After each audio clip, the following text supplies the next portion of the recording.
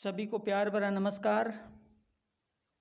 आज हम लेकर आए हैं एक अनूठी कहानी जो सिने जगत में आपको बहुत ही रोचक करने वाली है।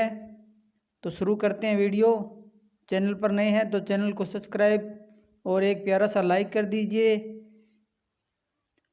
राजेश खन्ना का वास्तविक नाम जतिन खन्ना है। अपने अंकल के कहने पर उन्होंने नाम बदल लिया। 1969 से उनके 75 के बीच राजेश खन्ना साहब ने कई सुपरहिट फिल्में दी। इस दौर में पैदा हुए ज़्यादातर लड़के को नाम दिया राजेश खन्ना। फिल्म इंडस्ट्री में राजेश को प्यार से काका कहा जाता था। जब वे सुपरस्टार थे तब एक कहावत बड़ी मशहूर थी, ऊपर काका और नीचे आका। राजेश खन्ना जी ने फिल्म में काम पाने के लिए निर्माताओं के दफ्तर के चक्कर लगाए। स्ट्रगल होने के बावजूद भी उन्होंने अपनी महंगी कार में निर्माताओं को यहाँ जाते थे कि उस दौर के हीरो के पास वैसी कारें नहीं होती थी। लड़कियों के बीच राजेश खन्ना बहुत ही लोकप्रिय थे। लड़कियों ने उन्हें खून से खत बहुत लिखे, उनकी फ़ोटो से शादी कर ली थी। कुछ ने तो अपने हाथ और जांघ पर राजेश खन्ना का नाम भी गुदवा लिया था।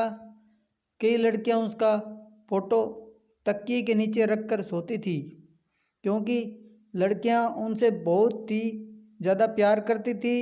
उनकी गाड़ी के आगे लेट जाती थी, उनके इर्द गिर्द घूमती रहती थी। स्टूडियो या किसी निर्माता के दफ्तर में बाहर राजेश खन्ना जी सफ़ेद रंग की कार रुकती तो लड़कियां उस कार को ही चूम लेती थी। लिपस्टिक के निशान से सफ़ेद रंग की कार गुलाबी हो जाया करती थी। निर्माता निर्देशक राजेश खन्ना के घर के बाहर लाइन लगाकर खड़े रहते थे। वे मुँह मांगे दाम चुकाकर भी उन्हें साइन करना चाहते थे। पाइल्स के ऑपरेशन के लिए एक बार राजेश खन्ना को अस्पताल में भर्ती होना पड़ा। अस्पताल में इसके इर्द गिर्द के कमरे निर्माताओं ने बुक करवा लिए ताकि मौका मिलते ही राजेश खन्ना को अपनी फिल्मों में कहानी सुनाकर वो अपनी फिल्मों में ले सकें। तो ऐसे थे अपने राजेश खन्ना जी। राजेश खन्ना को रोमांटिक हीरो के रूप में बेहतर पसंद किया गया। उनकी आंख झपकाने और गर्दन टेढ़ी करने की अदा के लोग दीवाने हो गए थे। राजेश खन्ना द्वारा पहने गए कुर्ते खूब पसंद किए गए और लोगों ने उन्हें जैसा कुर्ता पहनने की आदत लग गई।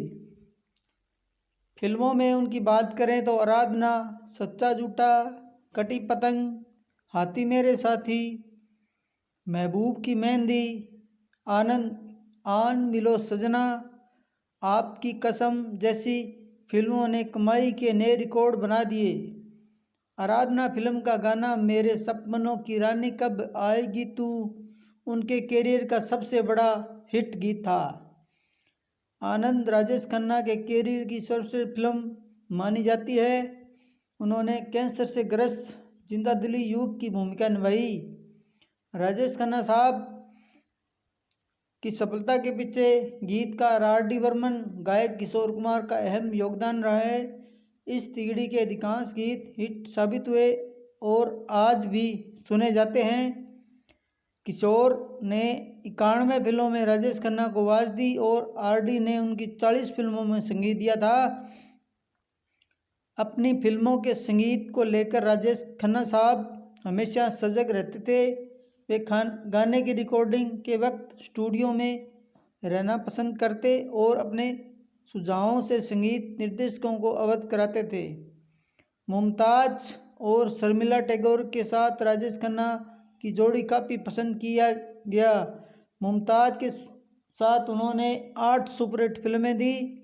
मुमताज़ ने शादी कर फिल्म को अलविदा कहने का मन बना लिया। उसके बाद इस निर्णय से राजेश खन्ना को बहुत बड़ा दुख हुआ था।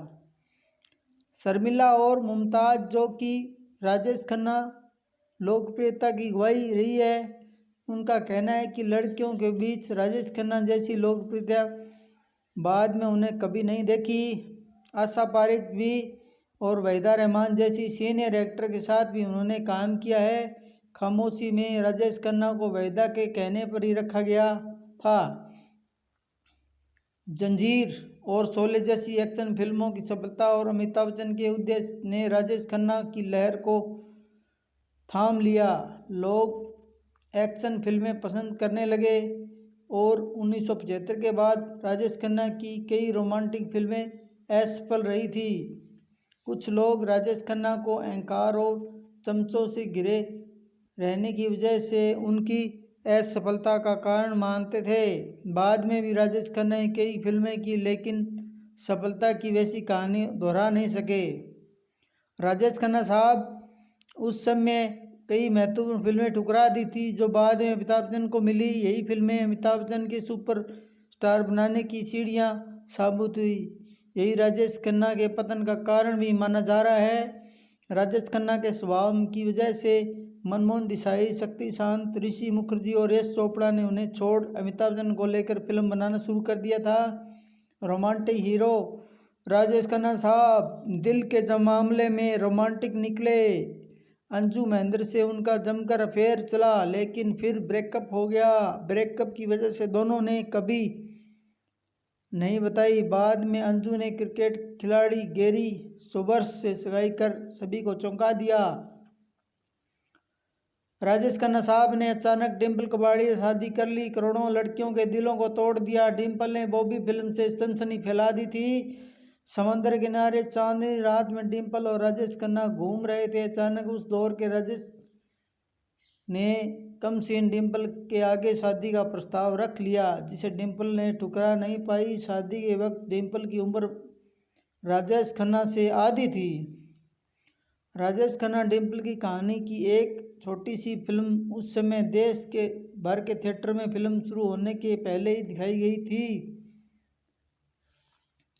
अलग होने के बावजूद मुश्किल में हमेशा डिम्पल ने राजेश का साथ दिया। हाल ही में वे बीमार हुए तो डिम्पल ने उसकी सेवा की, उसका चुनाव प्रचार भी किया। अपनी साली डिम्पल सिंपल कबाड़िया के साथ राजेश बतौर हीरो फिल्म अनुरोध में नजर आए थे। राजेश खन्ना की लाइफ में टीना मुनीम भी आई। एक ज़माने में राजेश खन्ना भी था कि वे टैगोर और टीना की टूथब्रश का इस्तेमाल भी करते थे। राजेश खन्ना और उनकी बेटी ट्विंकल खन्ना एक ही दिन जन्मदिन आता है 29 दिसंबर को। तो कहा जाता है कि राजेश खन्ना ने बहुत सारा पैसा लॉटरी चलाने वाली कंपनियों में लगा रखा, जिसके जरिए वे बहुत आमदनी होती थी। काका का कहना है कि वे अपनी ज़िंदगी बेहद खुश थे। दोबारा मौका मिला तो फिर राजेश खन्ना बनना चाहेंगे और वही गलतियां दोहराएंगे। तो ये थी राजेश खन्ना के बारे में दिलचस्प बातें। आपको कैसा लगा वीडियो? तो वीडियो पर बने रहने के लिए आपको सब्सक्राइब करना है और आगे आपके लिए ऐसा ही वीडियो हम लेकर आते रहेंगे। कोई गलती होगी तो क्षमा करना। कुछ इसमें कमियां रह गई है तो कमेंट में हमें ज़रूर बताएं, हम इसको दूर करने का प्रयास करेंगे। तो धन्यवाद। जय हिंद, जय भारत।